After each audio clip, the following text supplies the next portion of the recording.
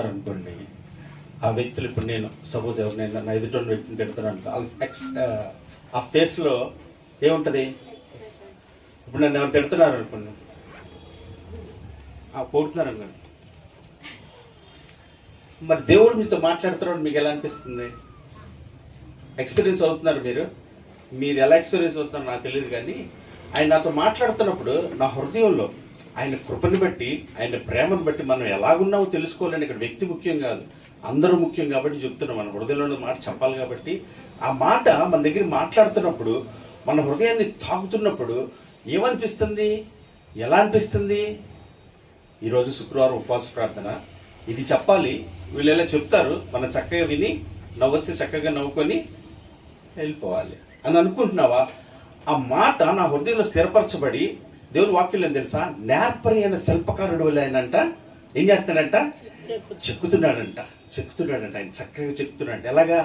ఆయన రూపంలోకి, ఆయన సౌరభ్యంలోకి చెక్కుతున్నాడంట. ఆ ప్రతి మాట ఏం చేస్తుందో తెలుసా? నిన్ను నన్ను చెక్కుతున్నాడు.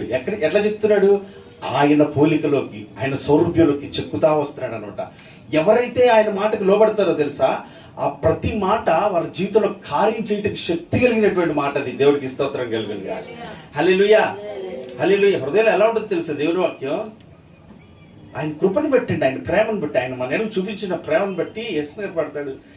జీవజలముల ఓటైనా నీ వరనే నన్ను నాటితివా.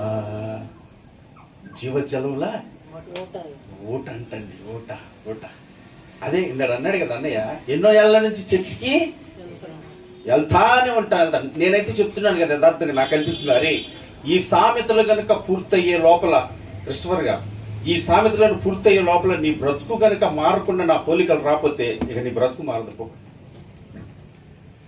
ఈ సామెతలు పూర్తయ్యే లోపల అసలు ఇప్పటికీ నేను ఇందాడు అదే ఆలోచించాను. ఎన్ని వచ్చినాయి? 17 అధ్యాయంకి వచ్చేసాము, ఎన్ని వచనాలకు వచ్చాము. ఈ వచనాల్లో ఉన్న పోలిక ఉందా నాలో? ఆ సౌరభ్యానాల్లోకి వచ్చిందా? ఆ క్రియని నీకు చేస్తున్నానా? ఆలోచించప్పుడు నేనున్నాను. ఒకసారి వెనక్కి తిరిగి టకమని వెనక్కి తీసుకెళ్ళి జాగ్రత్తగా చూసుకుంటూ వస్తే కొన్ని చోట్ల మరి ఏం చేస్తున్నావు? ఎందుకు వస్తున్నావు? మరి నువ్వు దేనికి వస్తున్నావు? అందరికి కనపడతానికా? హాజరించుకోవటానికా? అటెండెన్స్ వేసుకోవటానికా? లేకపోతే భక్తుల గుంపులో నేను కూడా ఉన్నాను అనిపించుకోవటానికా? మిమ్మల్ని కాదు నన్ను దేనికి వస్తున్నావు నువ్వు అని అడుగుతున్నాడు. 17 అధ్యాయానికి వచ్చేసాను. దీంట్లో 31 అధ్యాయాలు ఉన్నాయి. ఒక్కొక్క మాట ఏంటిదంట? ఆయన సౌరభ్యము, ఆయన పోలిక. జాగ్రత్త.